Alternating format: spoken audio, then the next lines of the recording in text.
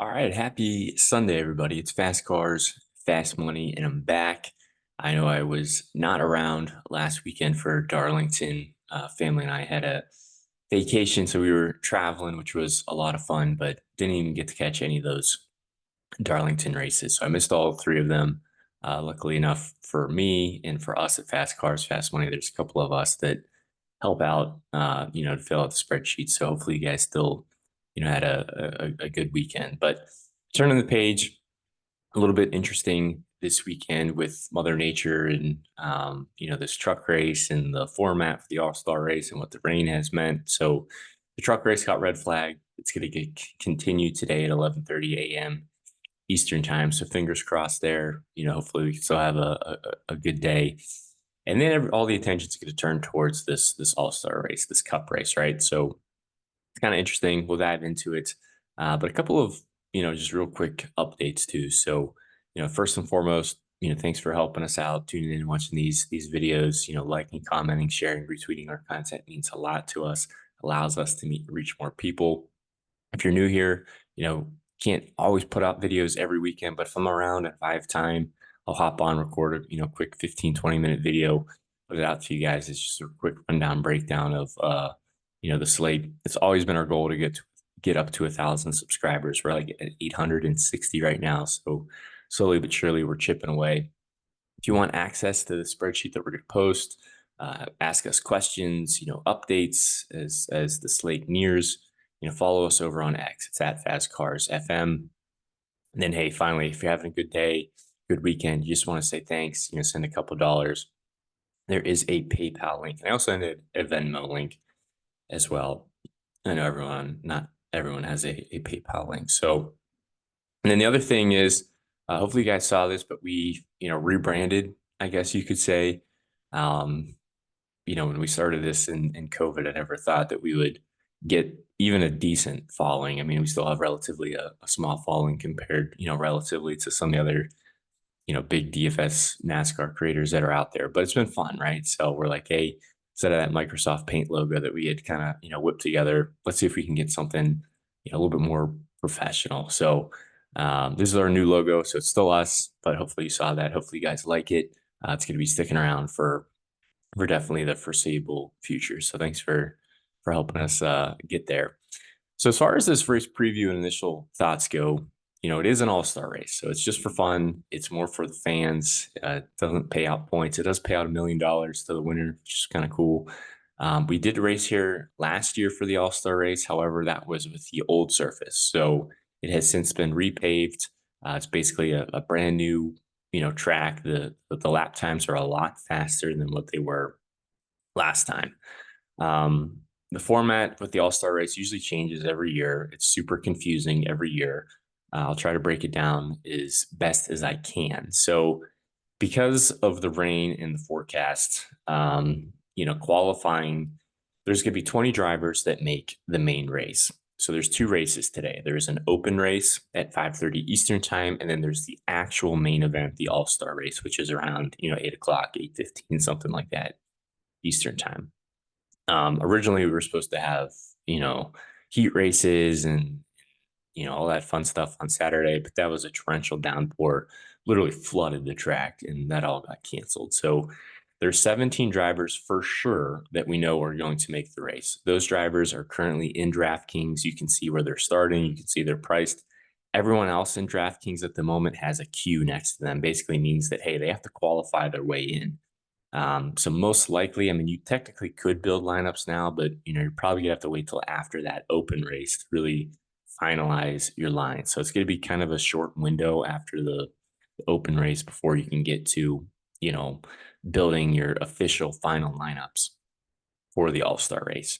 I usually play relatively light. It's more of a put your feet up, kind of relax, kind of have fun type of weekend. And I'll be spending a lot more of my money and effort next weekend for a Memorial Day weekend with the Coke 600. So looking forward to that. But as far as this format goes, you got the All-Star Open. It is 250 lap, mini races per se. All the remaining, I think it's 20 cars or something like that will be on track for the open race. Whoever the winner is on the first 50 laps will advance their way into the main race. Whoever the winner is on the second 50 laps will advance into the main race. And then there's one driver that gets advanced based on the fan vote. Now, those drivers that advance are going to start 18th, 19th, and 20th for the main event. So they're going to be starting in the back. Then once we get to the All Star Race, it's a 200 lap event where there's kind of three stages, I guess you could say. The first stage is 100 laps. The second stage is 50 laps. And then you have the final stage there, which is 50 laps. Now, the only other thing that kind of throws a wrench into things this year is NASCAR is giving these teams multiple tire options. There is our prime tire, which they're calling it, which is basically just the regular tire that we're used to running. There is an option tire, which is more or less a soft tire, which will give you more grip. It'll allow you to run faster, but it's going to wear quicker. And then finally, if it rains, they also have a rain tire, available. So no one's going to put the rain tires on unless it's raining. So for the race, you get two regular sets of tires and two of these soft tires. Now, NASCAR is mandating that everyone has to start on the soft option tire. And then once you get to the midpoint break, so after that first stage, they are dictating that, hey, every single team has to come in and pit and get 4 tires. Other than that, I think it's really up to you, when you pit and what tires you put on. It's my understanding. I haven't had a ton of time to dive into the format, but, that's the format more or less. So finally, I know it's been quite the intro to get here, but let's talk about the driver by driver breakdown. So as you can see, this spreadsheet looks kind of bare. There's obviously some drivers that don't have any information next to their name except for the price tag. So like I was saying again, only 3 of these drivers who, don't have anything next to them are going to advance. It's going to be a pretty short, tight field. Only 20 drivers are going to advance. So because of that, ownership kind of gets honed in and locked in on, a set amount of drivers. So, you got to be a little bit more creative, I guess, to potentially get different. So what do we know so far? You could probably build lineups now or at least get, 5 of your 6 drivers in, potentially 4 of your 6 drivers in. It really is going to come down to what 3 drivers advance and really what their price tags are. We know where they're going to be starting, in the back of the field, but if it's a Ty Gibbs, a Bubba Wallace, an Alex Bowman that make it, that's going to be a little bit more difficult lineup construction wise versus if, an Austin Cindric makes it, a Ryan Preece makes it, a Josh Berry makes it. So we'll kind of see, what that means for lineup construction once we get there. But what do we know right now? So what we do know is these are the drivers that have advanced, and these are the drivers that I still want interest on. These are drivers you can build now and maybe, put some placeholders in. So Denny Hamlin is probably my favorite play on the slate today. He offers you some place differential upside starting 11th. He has the best driver rating on the short tracks. And we did have a Friday practice session, which I am relying on. He was one of the best cars, especially on the long run in the Friday practice session. So I think if there's any one driver you want in your lineup today, it's going to be Denny Hamlin. Now, Kyle Larson does not have any laps on this new North Wilkesboro track. If you're living under a rock, he is trying to qualify, or he did qualify for the Indy 500, but he's out in Indy this weekend, busy with preparing for the big race. So Kevin Harvick was in the car. He will be starting from 12th position. However, he does have to go to the rear of the field at the start of the race. It's really not that big of a deal because there's only 20 drivers in the field. So it's really only starting 8 spots back from where he scored. But do keep in mind, he doesn't have any laps on this track, and he is going to automatically start at the rear end of the field and start with negative place differential. Now, with how many stops and stuff there are in this race, I'm really not too concerned. It is Kyle Larson that we're talking about, but it's just a fun gimmick race. I think all of his focus is really going to be on Indy. So normally I have interest in Larson. I'm still going to get to him in some lineups depending on how much I'm building, but he's really not a priority for me like Hamlin is. Byron, I guess I forgot to put some notes in there for him. I will do that before I post. But Byron really is expensive. I don't really think you need him. I think there's other cheaper options you can build around. He was okay. He's just expensive. So I think, he's okay, but I think there's other options that you can lean on. one of those options I would lean on would be Ryan Blaney. Now, he didn't do too well in the pit stop competition, which is kind of how qualifying was weird with, going around the track, 4 tire pit stop, uh, coming off pit road, all that fun stuff. So, the qualifying grid is a little interesting because of that. So he didn't do too well in the pit stop competition, part of qualifying. So he's starting deep.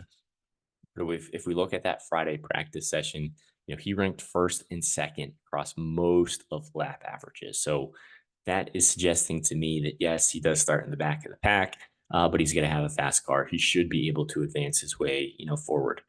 Now, Christopher Bell starts towards the front. He did fall off on the long runs in the practice session. He does have clean air, starting up towards the front of the field. Normally, Toyotas are pretty good on the short, flat tracks. If I'm just building one line, I'm not really going to have Bell in there. I'd rather prioritize some of the place differential options just because we don't know how chaotic this race potentially might be. And I don't really know if Bell could be your primary lap leader. I really like Chase Elliott, kind of the same reason as Ryan Blaney. He starts deep in the field. Wasn't as good as Blaney and on the practice times, but he's still pretty good, suggesting he's probably going to be a top 8, top 5 contender, assuming we get a normal race. Truex is another driver I like. More of a tournament play, I would say. Historically, he's been really good on the short tracks. He didn't pop off in practice like Denny Hamlin did or Ryan Blaney. But we know how good he is, and we know how good he is, on the short tracks, and just how good Toyota is in general. So I think people potentially might overlook Truex for some of those place differential options like Blaney and Elliott that we were talking about. So I think if you can find a way to get Truex in your lines, I really like him for tournaments. Joey Logano starts on the pole. He's cheap. If you're building with a lap leader in mind, most likely it's going to be Joey Logano, based off of who he's starting around. He could easily, lead a bulk of laps in stage 1, get a decent finish, and that'll be, plenty for him to hit value. So if you are playing Logano, I really like pairing him with some of those place differential options. Wasn't great, in practice per se, but we know how hard it is to pass in this short track package, and he starts on the pole. So really great, opportunity for him. Buescher, Keselowski, and Busch, I'm not really getting there a ton. Buescher wasn't really good in practice. Keselowski wasn't really good in practice either. They did pretty good at the qualifying effort, so they do start further towards the front of the field. Now, a lot of other people are probably not going to be very interested in them either. So maybe if you're like, hey, I want to get different, I want to just, play light. I don't want to play the popular plays. Those would be some drivers I think you could sprinkle in, or maybe not even sprinkle in, maybe get more of in your lineups to get different. Me personally, I'm just not really getting there. Kyle Busch and RCR have just been really, really bad on these track types. So maybe they just throw something completely different. Kyle Busch this weekend to see if they can learn something, but it's going to be tough.